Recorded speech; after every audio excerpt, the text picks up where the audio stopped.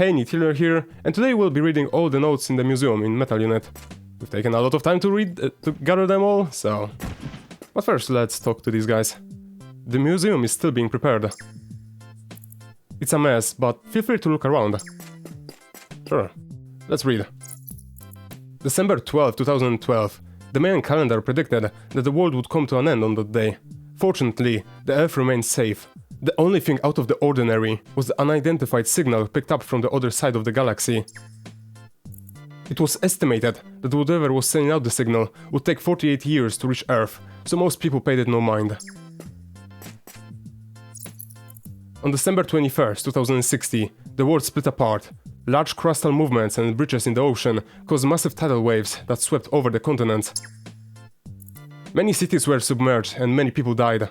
Scientists claimed this was not the end of the world, while others declared that the time of our extinction had finally arrived.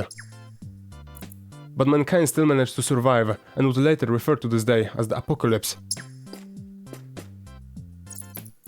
While the surviving members of mankind were mourning, a strange lifeform emerged out of the newly formed scars on Earth. Although mankind was first wary of these lifeforms, they possessed a deadly weapon that mankind was unable to resist: cuteness. Cuteness is justice. Because of their cute appearance, people began to coexist with these lifeforms. People would name these lifeforms Garros and rely on them for emotional support after losing their loved ones. The Garros became deeply rooted in the lives of mankind. Social media was flooded with pictures of them, threatening to overtake the position of cats and dogs as favorite pets. Some people said the Garros were part of an alien plot to replace cats and dogs. Obviously, no one took those words seriously.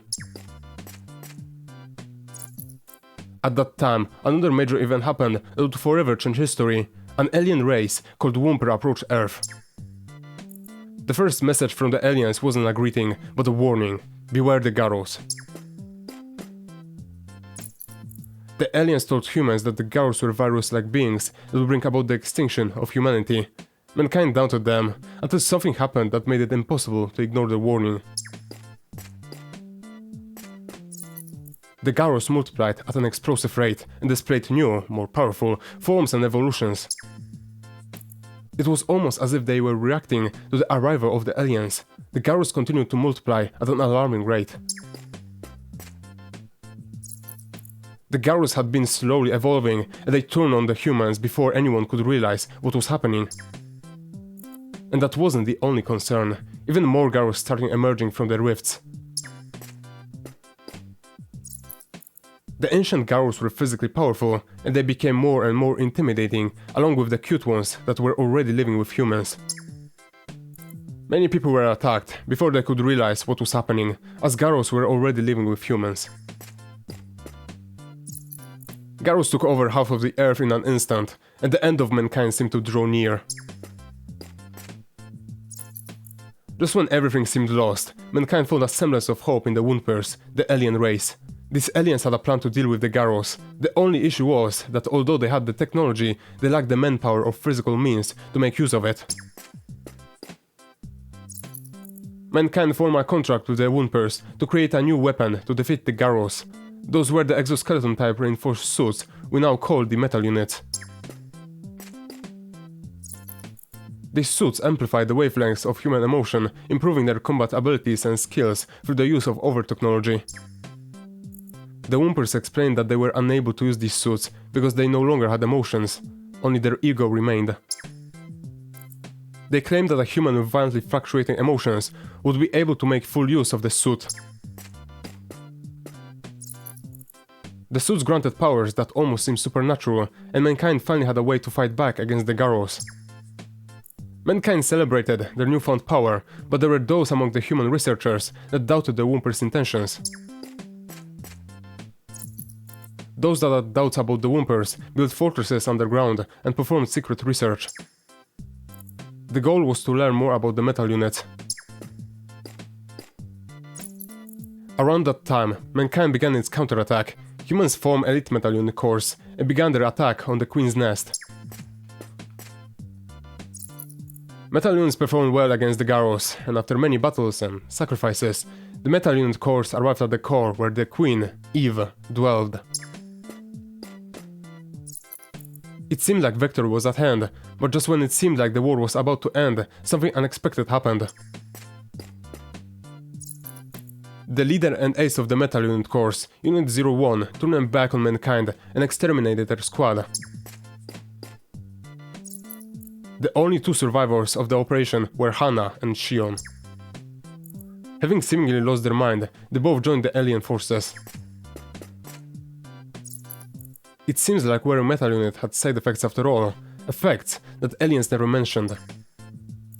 Under extreme pressure, when their abilities peak, pilots will lose all control and start behaving irrationally. After learning of this fact, Dr. X was able to create a suppressant using Garo blood that would protect people from the side effects, at least partially. Dr. X gathered the remaining human forces and established a resistant force called the Steel Brigade. They prepared and waited for an opportunity to hunt down the Queen. In order to do so, they once again formed a new metal unit corps comprised of pilots that used the suppressant, but they weren't able to immediately mount a counterattack. Indeed, they had lost too many of their metal unit pilots in the previous offensive. They began to recruit new pilots and to modify metal units in preparation for the coming battles. They desperately needed all the help they could get. And that's it. Whoa.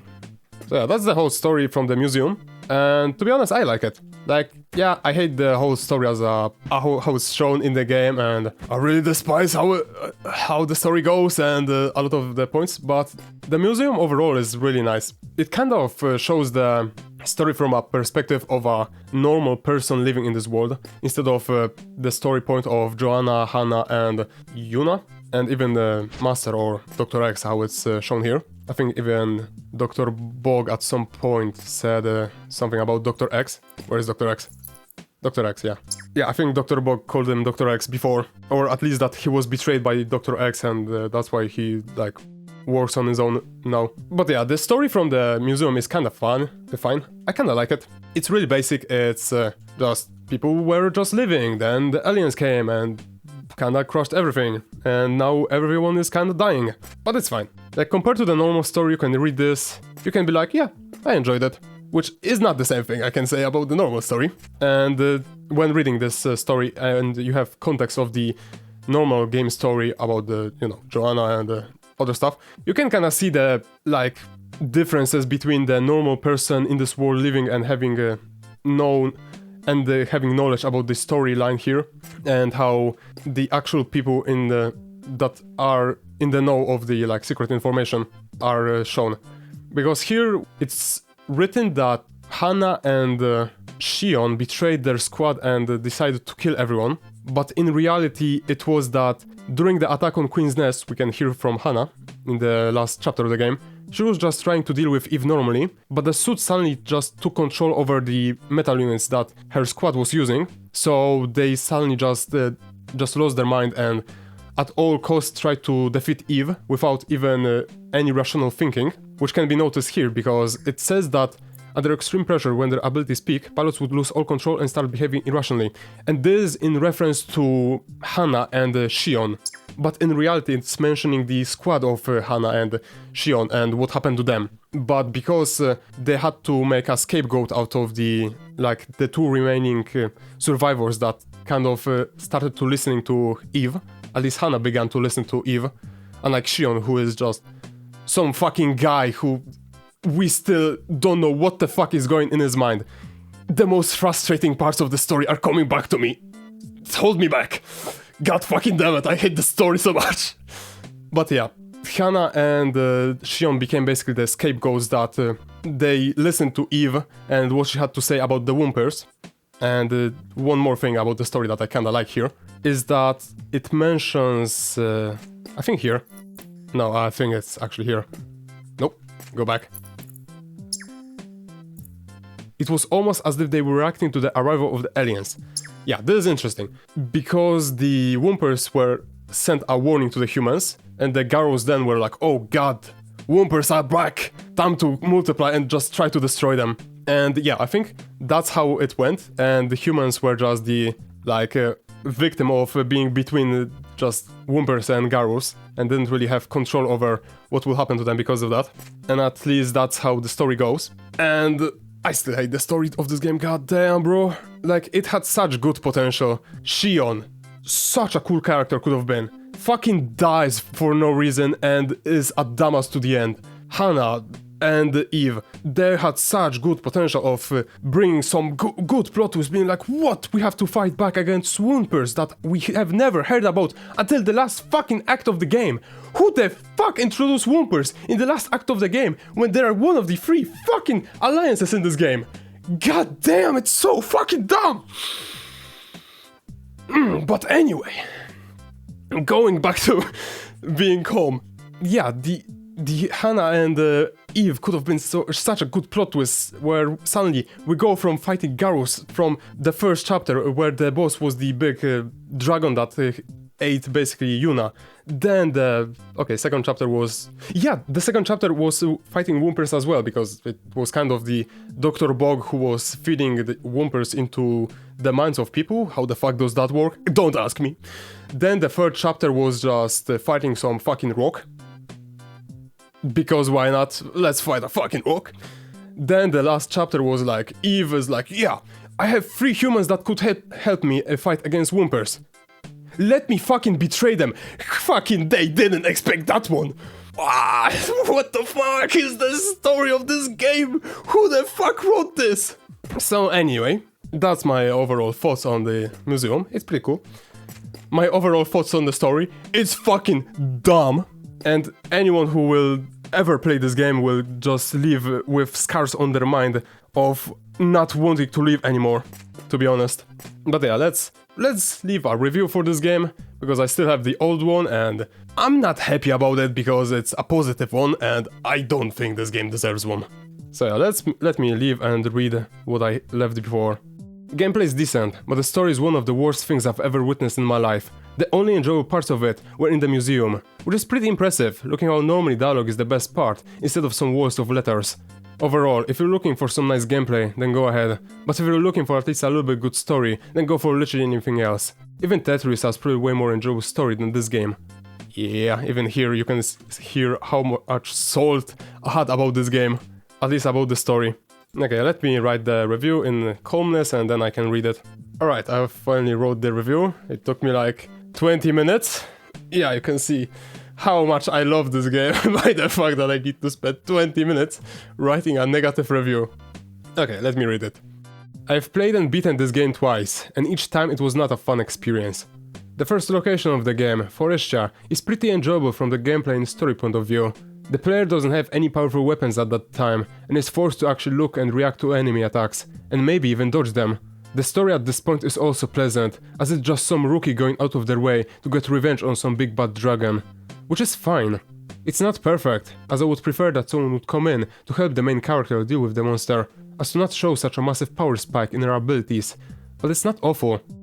The second location, Snowlands, is where both gameplay and story just take a massive nosedive. Player starts to basically only use epic plus quality weapons, and can basically deal with any enemy in an instant, meaning that they no longer need to learn how to play this game. Game also introduced enemies that can stop the player from dodging, which like, why? Unlike bosses, random mobs can be pretty unpredictable, meaning sometimes their attacks are literally undodgeable with this debuff. The story boss of this location is really easy for some reason, despite them story-wise being absolutely impossible to beat. Story at this point starts to feel like it's being written by 5-year-olds, where they just introduce new concepts and forget everything about the previous ones. Because every character introduced here is just insta-forgotten the moment you leave to the next location, which is just so frustrating. Then there's the last zone of lava lands, and it just amplifies everything said before. Mobs start wearing masks, blocking player from dodging, but at the same time giving them a second life, which basically means that if the player has 2 weak weapons, they're just gonna die here, without any option of even trying to continue. Story just goes fully bananas, and the main character gets betrayed.